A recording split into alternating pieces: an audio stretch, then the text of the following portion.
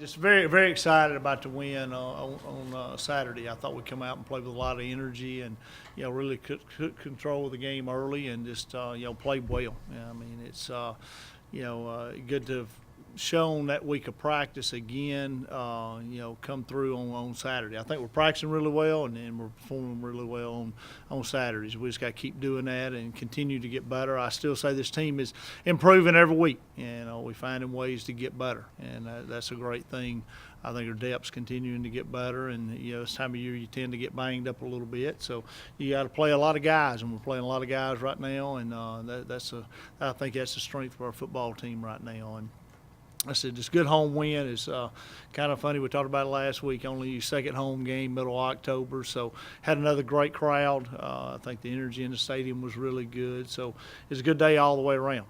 It felt like summertime out there, all week in practice and the way the weather was on Saturday. Now it's cooling off a little bit this week, and no better week than moving on to EIU. We got a tough road trip. Seems like every year we play them.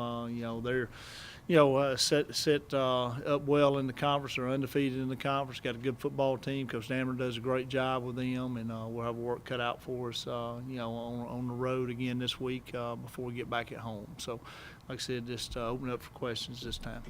Coach Cross, could you talk about the kind of the unique challenges of playing at that stadium? I think the wind is the biggest challenge. You can rest assured that the wind's going to be whipping. It's just a matter of how fast it's going to be blowing. So I've already been looking at it. Coach Dammer and me and him joke back and forth about the weather up there and here. So I'm hoping he's been praying for snow and for it to be about 20 degrees all year. So it looks like it's going to be mid-70s, 10 to 20 mile an hour winds. At least it's not. We've played up there before when it's 30, 37, 38 mile an hour winds. So, I don't think it'll be that big of a factor. It looks like it's going to be a pretty day up there. And like I said, it's always a tough place to go play. The environments are hard. Their fans do a good job of getting into the game. And, it's so far away, we won't have many folks there. So you got to kind of create your own energy, on the road in that game. So it's always a tough place to play. 2 years ago, you guys seemed to do a really good job of that, of kind of creating your own energy. Is there anything you can draw off that experience? Well, I think it's just about how you play the game. We try, our best not to be an emotional team. We try to be, who we are on a daily basis, and we do a pretty good job of, playing the game the way you're supposed to play it and creating energy as part of that, because I think that's how you play with extreme effort. And I think we do that, and we can always, I think these other two guys would attribute this, we can always turn DJ up. He creates a little bit of energy himself, so he's one of our hype guys. So, but anyway, our guys, do a pretty good job of that. Just getting ourselves mentally ready to play. We're not one that does a lot of talking before the game or hooping and hollering and what I call false emotion. We're not into that. I mean, we know how we're going to play the game, and we're very, set in our ways how we want to approach the game, how we want to play the game. And I think the energy we play with creates that. Darius, what do you remember about the trip up there from 2 years ago? It was kind of weird kind of atmosphere, saying that they crowd wasn't really into the game, and it was real windy, and it's kind of hard to throw the ball, so they started running the ball, and they was trying to run it on us, but defense locked down and played lights out. And that was a close game. I mean, it was a tough game. I mean, we made a play. I remember struggling a little bit, and we made a play, threw a long pass to Dalton Screws in the back of the end zone. He caught it and kind of iced the game a little bit, but it was a close game. And every game we played with them pretty much has been a close game.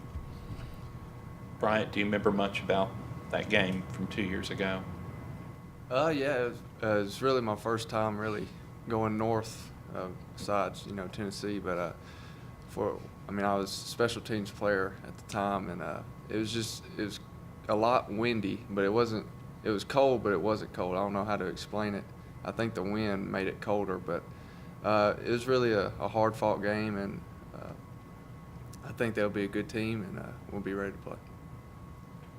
John, in the years that Nick Saban's been at Alabama. They've always referred to LSU as kind of their measuring stick game every year. They're equal, or they see it that way. Where does EIU rate on that scale for you guys in the OVC? I would say past few years that's been it. I mean, it's been you're gonna have to, both. Every time we've played them, they've been sitting there with a chance to, have a piece or a part of the conference championship when we played them. And the same thing this year. They're undefeated in the conference, and usually it moves up a week every year. So it's usually been the latter part of the schedule in the OVC. So I think they always got a good program.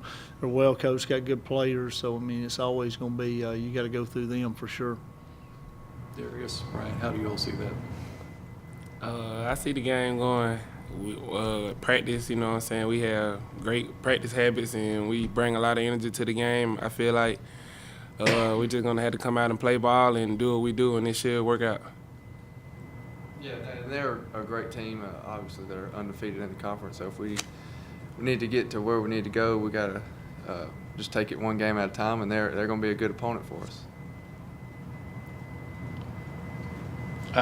They've got a quarterback listed, transfer from Syracuse, who's played some. Is he hurt? The Kimball kid? They've been banged up at that position. The starter from last year, he was a little banged up when we played him last year, and then he got banged up early this year. Not sure what game it was in, and they played two other guys, and I think both of them have been banged up a little bit. So they've been kind of in and out. But I can't remember where the one that's starting right now is from, but one of them is a transfer guy for sure. They've won 5 games by combined 12 points. What did they do right that makes them so good at critical moments? I think they just find ways to win games, and that shows you a good football team when they're creating ways to win games. And like I said, when you go through the quarterback injuries they've had, they're just finding different ways to win games, whether it be special teams or defense or offense making a play. So they found a lot of ways to, because they've done them all they've had leads and hung on to wins. They've been behind. And end up coming back and winning games. So I think they have a winning culture, and they believe that it could win, and they find ways to win games. So John and Darius, can you talk about what Connor's brought to the defense?